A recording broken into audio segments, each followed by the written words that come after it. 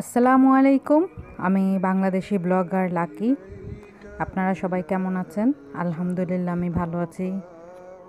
তো আজকে আমার শ্বশুরবাড়িতে যাওয়ার প্রস্তুতি হচ্ছে। আমরা সবাই নিচে নেমে গিয়েছি রেডি হয়ে।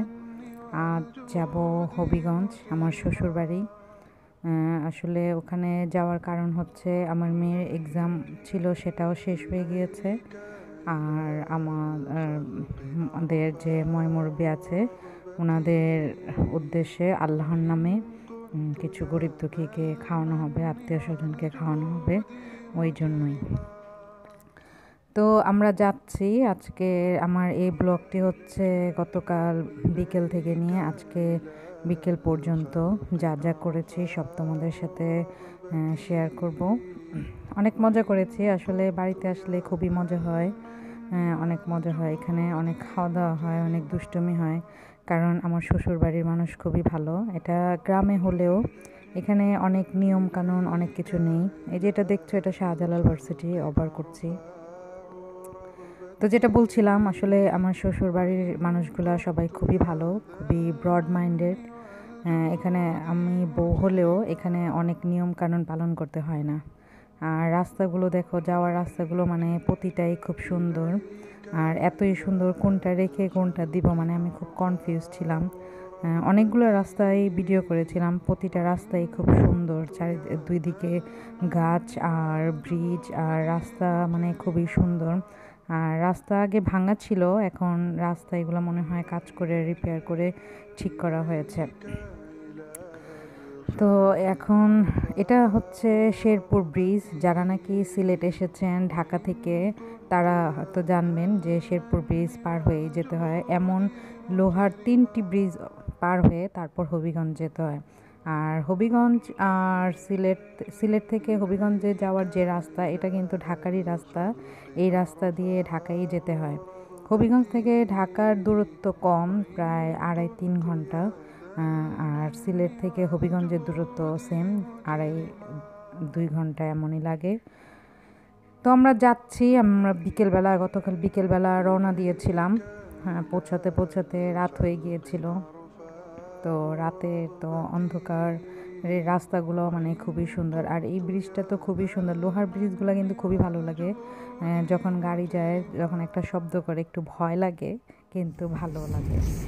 আমার ছেলে মেয়ে তো খুবই খুশি, কারণ ওরা এখানে আসলে ওদের মন মতো সব কিছু করতে পারে। তো আমরা হবিগঞ্জ শহরের দিকে চলে এসেছি, হবিগঞ্জ চুনারুঘাট চলে এসেছি। এটা হচ্ছে চুনারুঘাট বাজার, অনেক বড় বাজার। এখানে মার্কেট টার্কেট হয়েছে। আসলে গ্রাম আর আগের মতো গ্রাম নেই, এখানে এখন অনেক উন্নত মানের জীবন। তবে গ্রামের সাধারণ কিছু ব্যাপার আমার কিন্তু খুবই ভালো লাগে। আজকে কথা বলছি, আমার ভয়েসটা একটু অন্যরকম মনে হতে পারে, আসলে ঠান্ডা লেগে গিয়েছে। সিলেটে একটু প্রচুর গরম, কিন্তু এখানে কিন্তু একটু ঠান্ডা ঠান্ডা, যার জন্য আসলে ঠান্ডা লেগে গিয়েছে একটু, এই জন্য ভয়েসটা একটু অন্যরকম। তো কষ্ট করে আপুরা ভাইয়ারা সবাই বুঝে নেবে। তো এই যে চলে এসেছি, দেখো অন্ধকার, কেমন অন্ধকার, কিন্তু তার তবুও কিন্তু ভালো লাগছে। আসলে সরাসরি দেখাতে পারলে খুব ভালো হতো। এটা পরের দিন সকাল, মানে আজকে এটা সকালবেলা, যখন আমি ঘুম থেকে উঠেছি, একটু লেট করেই উঠেছি। আর যেটা বললাম, আসলে আমার শ্বশুর বাড়িতে কেউ এত নিয়ম কানুন নেই, কেউ কোনো কিছু বলে না। বউ কেন এত লেট করে ঘুমাবে, এগুলো কোনো কিছুই নেই। অনেক রাত্রে ঘুমিয়েছি, তাই লেট করে উঠছি। তো গ্রাম্য অনেক জীবন, যা মানুষ ওখানে, গ্রামের মানুষ যে অনেক রকমের কাজ করে, সেটা তোমাদের সাথে শেয়ার করতে খুব ইচ্ছে করলো, তাই শেয়ার করছি। দেখো, ওদের সকালটা শুরু হয় কিন্তু রান্না বান্না কী করবে এটা নিয়ে না, ওদের সকালবেলা শুরু হয় যে দেখো, এটা আমি দেখে তো মানে অবাক। এটা হচ্ছে আসলে গরুর গোবর, এটা দিয়ে যেটা বানাচ্ছে, এটা বানায়, এটা লার্কি চুলাতে জ্বালায়, এটা নাকি খুব ভালো জ্বলে এটা শুকিয়ে। তো মানে ওরা কত সহজ সরল হয়, যে দেখো ওদের কোনো ঘৃণা নেই, ওরা এটা করছে। আসলে গ্রামের মানুষ খুব ভালো হয়, খুব সহজ সরল হয়, ওদের জীবনটা খুবই সাধারণ জীবন হয়, কোনো ঝামেলা নেই। আমার কাছে ভালো লাগে। শহর থেকে গ্রামের মানুষের জীবনটা, ওদের কথাবার্তা, ওদের লাইফস্টাইলটা ভালোই লাগে। আমরা তো সকালবেলা উঠে কি রান্না করব কি করব অল্প কিছুতেই ঘাবড়ে যাই, অল্প কাজ করে হাঁপিয়ে যাই। কিন্তু ওরা কিন্তু এমন না, ওদের সকালটা শুরু হয় অনেক হার্ড ওয়ার্ক দিয়ে, কিন্তু ওরা কিন্তু টায়ার্ড হয় না। ওরা খাওয়া দাওয়া বেশি বেশি করে, কিন্তু ওদের কিন্তু স্বাস্থ্য হয় না, মেদ হয় না। আর ওরা কিন্তু এখানে দেখা যাচ্ছে বয়স্ক মানুষরাও অনেক কাজ করতে পারে, কারণ ওরা খাচ্ছে পিওর আর পরিশ্রম দিচ্ছে, যেমন খাচ্ছে এমন পরিশ্রম দিচ্ছে। তো ওই যে আমার ছেলে ঘুম থেকে উঠেই হাঁটা শুরু করে দিয়েছে। আর এই যে দেখো এভাবে, এগুলো পুরোটাই গোবর, এটার সাথে কোনো কিছু মিক্স করেনি, এটা পুরোটাই একটা লাঠির মধ্যে এভাবে করে এখন শুকাতে দিবে। আর যখন এটা পুরোপুরি শুকে যাবে তখন হচ্ছে এটা লার্কি চুলার মধ্যে দিয়ে শুকিয়ে নেবে।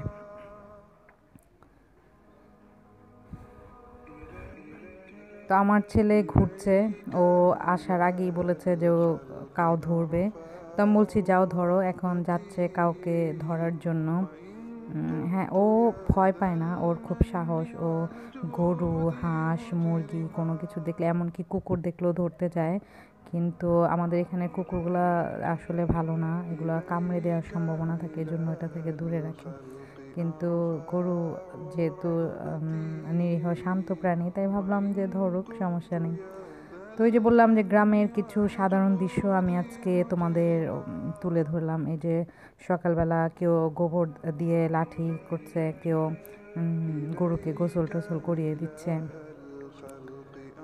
মানে ভালো লাগে সকাল সকাল উঠে এমন একটা প্রকৃতির এত কাছাকাছি থাকতে, খুবই ভালো লাগে। আর এটা হচ্ছে চালটাকে ভেজে এটা দিয়ে গুঁড়ো, মানে এটা দিয়ে গুঁড়ো করছে। এটা আমার হাজব্যান্ড সকালবেলা অনেক সময়, বিশেষ করে গ্রামের বাড়িতে আসলে, ও চা দিয়ে এই চালের গুঁড়াটা খাবেই খাবে। তো এর জন্য মানে করা হচ্ছে। এটা চালটাকে আগে ভালো করে ভেজে নিয়েছে, ভেজে এটা দিয়ে করে নিচ্ছে। এটা মনে হয় অনেক শক্তি লাগে, আর লাঠিটা অনেক ভারী কিন্তু। কিন্তু ওরা এমন ইজিলি করে, আর এত ইজিভাবে করে, মনে হয় যে হ্যাঁ খুব সহজ, কোনো ব্যাপার না। আমি একটু হাতে নিয়েছিলাম, বলে ওরে বাবা এত শক্ত আর এত ভারী, আর এটা দিয়ে অনেক জোরে দিতে হয়। আর কিন্তু অল্প সময় হয়ে যায়, একদম মনে হয় 5 মিনিটও লাগেনি এতগুলো চাল ভাজাকে এত তাড়াতাড়ি গুঁড়ো করা। জানি না কোথায় কি বলে, এখানে চালের গুঁড়ো বলে, আর আমাদের ঢাকায় এটাকে ছাতু বলা হয়। আমাদের ঢাকায় এটা নারকেল দিয়ে, চিনি দিয়ে খায়। আর এখানে তো এটা আমার হাজব্যান্ড চা দিয়ে খায়, যে যেমন করে খায় আর কি।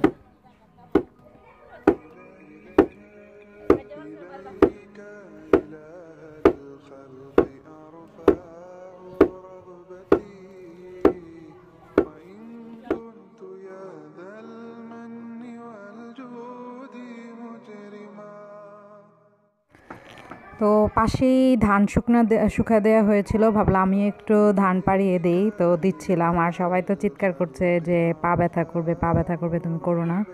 তো উঠে গেলাম। তো আজকে আমি তোমাদের সাথে গ্রামের একটি সাধারণ রান্না কিন্তু খুব অসাধারণ স্বাদ, এটি আমি তোমাদের সবার সাথে শেয়ার করব। তো ব্লগটিতে আমি ভয়েস দিয়েছি আসলে পরে, একটু ঝামেলা, একটু কষ্ট হয়েছে, কেন বাড়ি ভরা মানুষ, কালকে একটা অনুষ্ঠান, এই জন্য বাড়ি ভরা মানুষ, একটু কষ্ট হয়েছে, আশেপাশে খুব চিল্লাচিল্লি। তো ভয়েসটা একটু এলোমেলো, এদিক সেদিক হতে পারে, তোমরা সবাই আমাকে ক্ষমা দৃষ্টিতে দেখবে। এটা হচ্ছে দুপুরের খাবার, সবাই খাচ্ছে। তো আমি রেসিপিটা শেষে অ্যাড করেছি। তো এখন আমি আমার রেসিপিটা তোমাদের সাথে শেয়ার করছি। সেটা হচ্ছে এই যে এগুলা বিচি হচ্ছে, এগুলো হচ্ছে শিমের বিচি। এটা শিম সহ রোদ্রে ভালো করে শুকিয়ে নিয়েছে। এটা আমাদের গাছের শিম, একদম ভালো করে কড়কড়া করে শুকিয়ে নিয়েছে। এখন এটাকে ভালো করে ভেজে নিবে, আর লাল করে ভেজে নিবে, ভেজে এটা দিবে। তবে এটা কিন্তু খোসা সহ দিবে, এটা কিন্তু খোসা ছিলে দিবে না। অন্য কাঁচা যে শিমের বিচিটা, ওইটা কিন্তু খোসা ছড়িয়ে তারপরে দেয়, কিন্তু এটা খোসা সহই দিবে। তো এই যে দেখুন কিভাবে ভেজেছে, কেমন একদম মানে একটু লাল লাল, একটু কালো কালো হয়ে গিয়েছে। এইভাবেই ভেজে নিতে হবে, নইলে ভিতরটা ভালো করে ভাজা হবে না। এই যে এটা এখন ভালো করে ধুয়ে ডালের সাথে মিশিয়ে নিতে হবে। তো এটাতে লাগবে এই বিচি ভাজা, আর মসুরির ডাল, সাজনা, আলু। তো এই যে পরিমাণ ডাল, এখন ডালটা ভালো করে ধুয়ে নিয়ে বিচিটা ডালের সাথে দিয়ে দিয়েছে। আর এই যে সাজনা আর আলু কেটে নিয়েছে, এখন মশলা সব অ্যাড করবে। তো এখানে মুসুরির ডাল, সেই শিমের বিচি ভাজা, অল্প করে পেঁয়াজ আর ধনে গুঁড়া, আর হচ্ছে হলুদ গুঁড়া, পরিমাণ মতো লবণ। আর এখানে এটা দিচ্ছে হচ্ছে রসুন বাটা, এটা দেশি রসুন বাটা। এখানে কিন্তু সব দেশি খাওয়া হয়, সব কিছু দেশি। আর এখন দিবে মরিচের গুঁড়া। তো এগুলা দিয়ে একটু পানি বেশি করে দিয়ে চুলা এটাকে ভালো করে মানে আগে সিদ্ধ করে নেবে। এখানে কিন্তু কোনো প্রকার তেল অ্যাড করেনি, এটা রান্নাটা হওয়ার পরে আসলে রসুন আর অল্প একটু পেঁয়াজ দিয়ে বাগার দিবে, যার জন্য এখানে আর কোনো তেল অ্যাড করা হয়নি। তো এই যে পানি বেশি করে পানি দিয়ে এখন চুলাতে বসিয়ে দিবে। তো বসিয়ে দেওয়ার পর আমরা অপেক্ষা করব যে এটা হয়েছে কিনা। তো পাতিলটা একটু ছোট হয়ে গিয়েছে এজন্য, আর একটু লেটও হয়ে গিয়েছে এজন্য লার্কি চুলা থেকে রান্নাটা এলপি গ্যাসে নিয়ে এসেছে, এলপি গ্যাসে বসিয়ে দিয়েছে। এখন পাতিলটা যেহেতু ছোট হয়ে গিয়েছে এজন্য পাতিলটা চেঞ্জ করে নিয়েছে। তো এই যে ডালটা দেখো, এটা কিন্তু ডালটা একদম মিশে যাবে না গলে, এটা একটু আস্তে আস্তেই থাকবে ডালটা। এখন এটাতে ছেড়ে দিবে সাজনা আর আলু দুইটা একসাথে, এই যে ছেড়ে দিয়েছে। এখন ভালো করে মানে দেখবে এটা কিছুক্ষণ বলক আনিয়ে তারপর এটাতে ভালো করে ধনে পাতা দিয়ে দিবে। ব্যাস, এই রান্নাটা আমি আগে কখনো খাইনি। আর সাজনে দিয়ে আমি যে এভাবে খাই আমি আসলে জানতাম না। আমরা সব সময় সাজনা বেগুন আলু দিয়ে শুটকি খেয়েছি, এটা আমার জন্য নতুন রেসিপি। তো ভাবলাম হয়তো তোমাদের সাথে শেয়ার করলে তোমাদেরও ভালো লাগবে। তো এই যে বলক চলে এসেছে, অনেকটাই হয়ে গিয়েছে প্রায়। এখন সাজনাটা কিন্তু একটু শক্ত শক্তই থাকবে, এটা বেশি একদম নরম করা যাবে না, একটু আস্তে আস্তে থাকলে খেতে ভালো লাগবে। তো লবণ একটু কম হয়েছিল, তো আবার লবণ দিয়ে দিয়েছে। এখন ধনে পাতা দিয়ে দিয়েছে। আর এখানে কিন্তু তেল কোনো প্রকার ইউজ করে নাই, কারণ এখন এই যে এটাতে বাগার দিবে, এই যে রসুন পেঁয়াজ এগুলো দিয়ে এখন বাগার দিবে। পেঁয়াজ আর রসুনটা ভালো করে ভুনা করে নিবে। তো দেখো এখানে রসুন বেশি করে নেওয়া হয়েছে আর পেঁয়াজ অল্প পরিমাণে নেওয়া হয়েছে। তো রসুনটাকে একটু লাল করে নিবে ভালো করে ভেজে, যে ভাজছে একটু তাড়াতাড়ি করার জন্য এলপি গ্যাসে আবার বসিয়ে নিয়েছে, কারণ এখানে অনেক মানুষ, অনেক রান্না থেকে এই রেসিপিটাই আমি নিলাম, কারণ এটা আমার জন্য আসলে বললাম না যে এটা আমার জন্য আসলে নতুন। আর খেতে কিন্তু খুবই অসাধারণ হয়েছে, খুব স্বাদ হয়েছে। আর তেলের পরিমাণটা একটু বাড়িয়েই দিয়েছে, এটাতে তেলের পরিমাণটা একটু বেশি লাগবে। তো এই যে দেখো লাল করে ফেলেছে, লাল হয়ে গিয়েছে। এখন এটা ওই ডালের মধ্যে দিয়ে এটা আর কি বাগার করে দিবে। এই যে ছেড়ে দিয়েছে, তো ছেড়ে দিচ্ছে, এই দেখো সুন্দর একটা বাগার হয়ে গিয়েছে। তো এটা কমপ্লিট। এখন এটা ঢাকনা দিয়ে ঢেকে রাখবে কিছুক্ষণ ঢেকে রাখবে, তাহলে এটার গ্রানটা তরকারিটার মধ্যে ছড়িয়ে যাবে। তো কমপ্লিট আমার কি বলে শিমের ভাজা বিচি দিয়ে সাজনা ডাল আলু। তোমাদের খাওয়াতে পারলে ভালোই হতো, খুব মজা হয়েছে। আমি প্রথম খেয়েছি, আমার কাছে কিন্তু খুবই ভালো লেগেছে। এই তরকারিটা একদম মানে সাথে সাথে ফিনিশ, সবাই খেয়েছে, সবার কাছেই ভালো লেগেছে। তো আজকের ব্লগটা আমি আর বেশি বড় করব না, তোমরা আমার জন্য দোয়া করো, আমিও তোমাদের সবার জন্য দোয়া করব।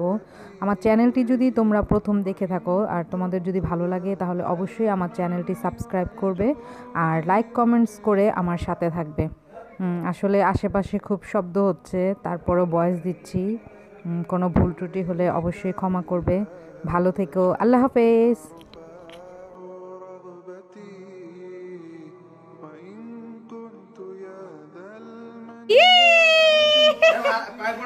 পড়বে না, আরে পারবো। এ রে বাবা রে, ওয়াটারমেলন কোথায় যাচ্ছে? এখানে তো এই যে দাদুর আপুর কাছে দিয়ে আসবে, তো এই যে এখানেই থাক, সবাই খাবো তো আমরা সবাই।